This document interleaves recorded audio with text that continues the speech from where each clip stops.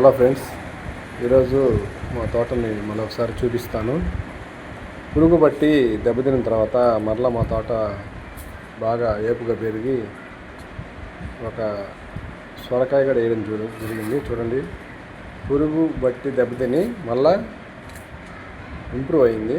చూడండి, పురుగు దెబ్బతిని ఎట్లా అయింది తోట. చాలా చెట్టు సగభాగం చనిపోయింది.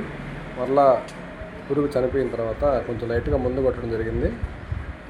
మళ్ళీ ఇంప్రూవ్ అయింది, బాగా ఎదిగింది, కాయలు కూడా కాసింది. ఈరోజు హార్వెస్టింగ్ కూడా చేసాము. సొర చెట్టు పక్కన ఉన్న కానా చెట్టుకి అల్లించడం జరిగింది.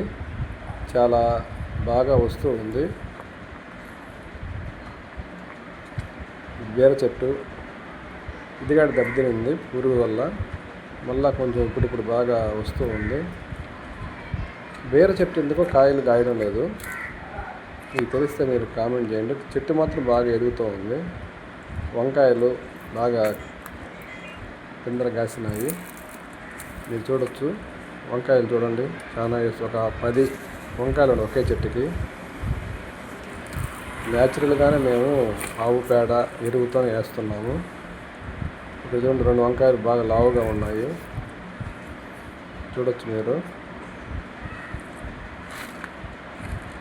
3 వంకాయ చెట్లు. ఇది కూడా పురుగు వల్ల చాలా నష్టం జరిగింది. టమాటా చెట్లు కొందరు పిల్లలు లాగేయడం జరిగింది.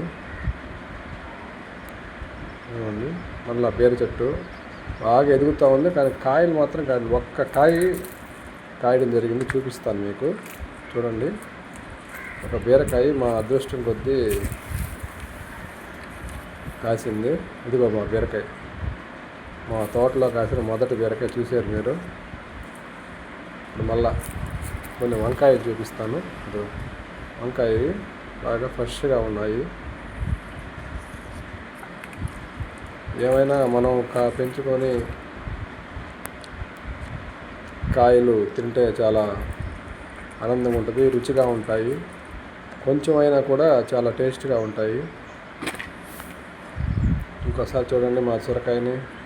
పురుగు బట్టి చచ్చిపోయింది అనుకున్న చెట్టు మళ్ళా ఇంప్రూవ్ అయ్యి ఎంత కాయ కాస్తుందని అసలు ఊహించలేదు. బాగా లేతగా ఉంది. సొరకాయ ఆరోగ్యానికి చాలా మంచిది. సొరకాయ జ్యూస్ తాగితే హార్ట్లో ఏమన్నా బ్లాక్లు ఉన్నా పోతాయి, కొలెస్ట్రాల్ తగ్గిపోతుంది. అందుకు అందరూ సొరకాయని యూజ్ చేయండి. సొరకాయ కానీ బూడిద గుమ్మడికాయ కానీ అవి హార్ట్కి చాలా మంచిది.